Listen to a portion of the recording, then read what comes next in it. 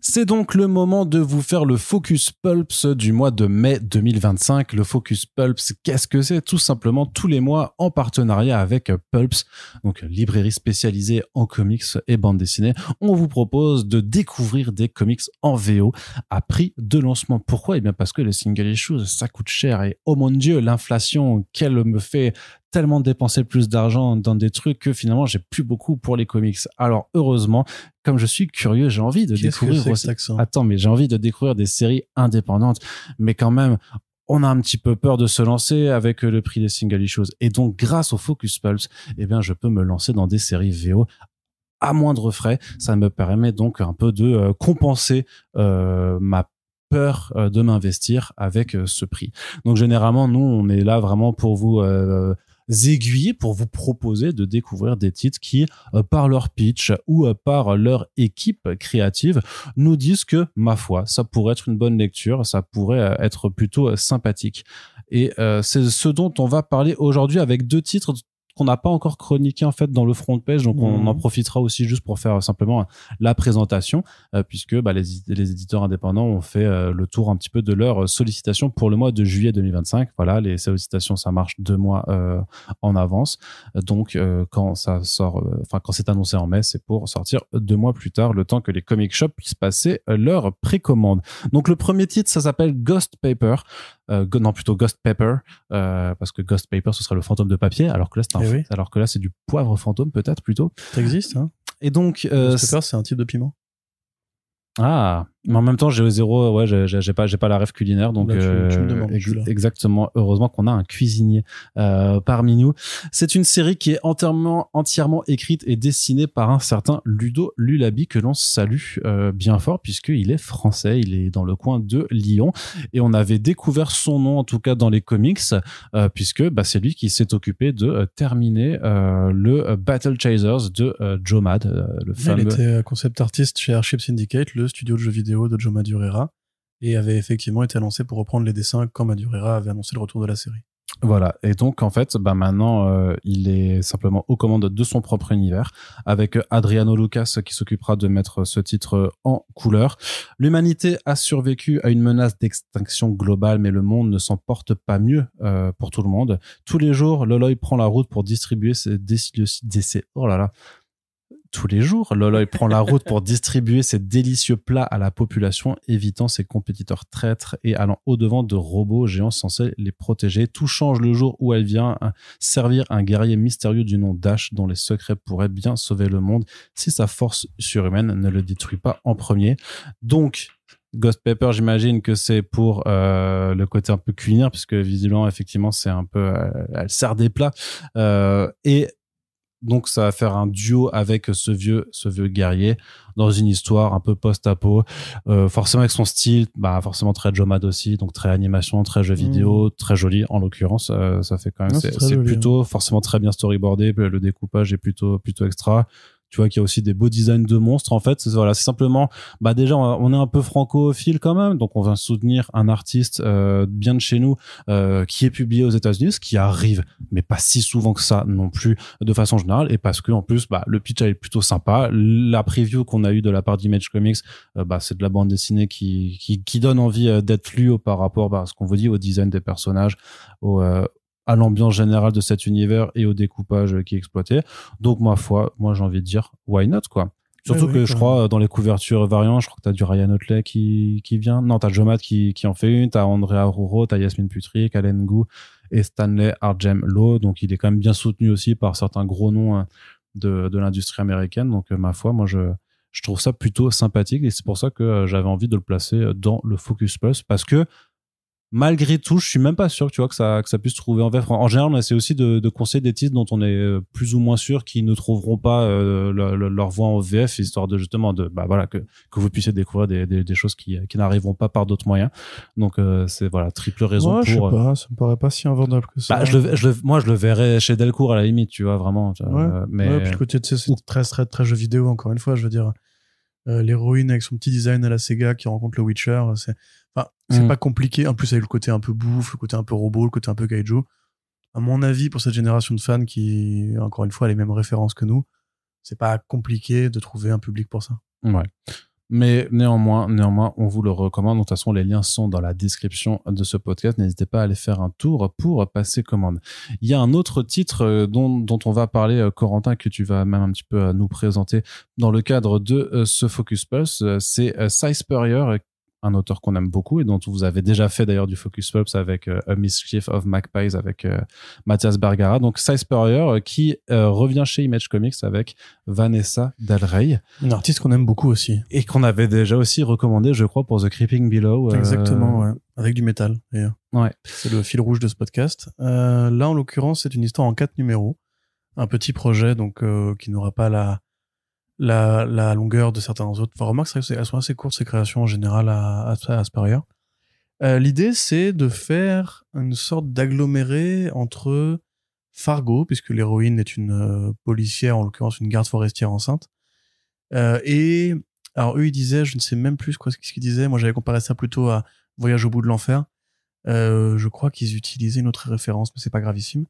L'idée, en fait, simplement, c'est que c'est une histoire qui se passe dans le bayou, donc en Louisiane, au milieu des marais, au milieu des crocodiles, au milieu des arbres broussailleux, des lianes et une faune assez énervée. T'as noté Aguirre, la colère de Dieu dans ton article. Aguirre, la colère de Dieu, ouais. C'est un film de Werner Herzog extraordinaire, que je vous conseille d'ailleurs. Mais eux, ils parlaient dans l'autre truc, mais c'est pas grave. D'accord.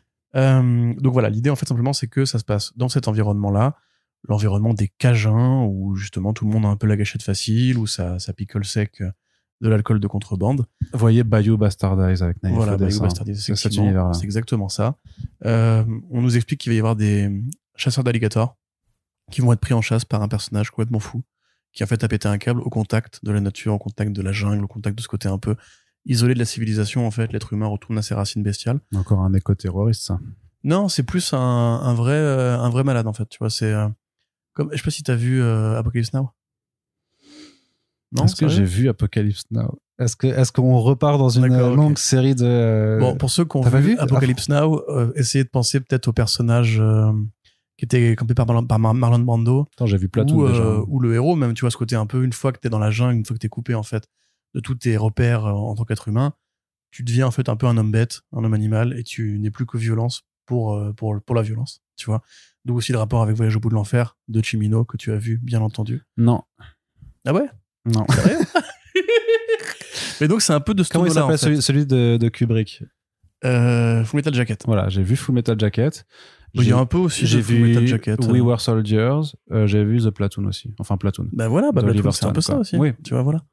Et là, donc là, a priori, un tueur un peu starbé qui va s'habiller en peau de bête va chasser les tueurs d'alligators et la policière, en tout cas la ranger du coin, va lui courir après.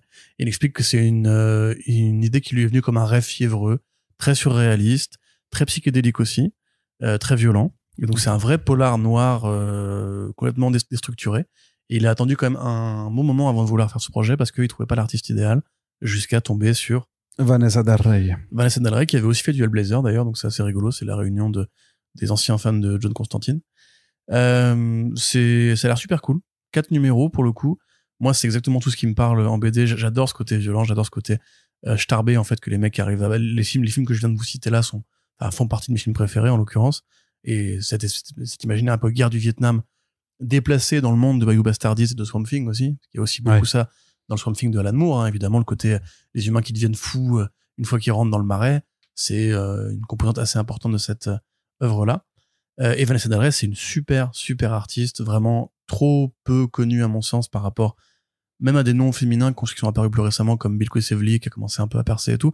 On parle trop peu de Vanessa Del Rey et son travail de l'ancrage et des atmosphères qui sont juste extraordinaires. Puis c'est Spurrier qui revient quand même, c'est l'un des très grands aussi de la scène moderne.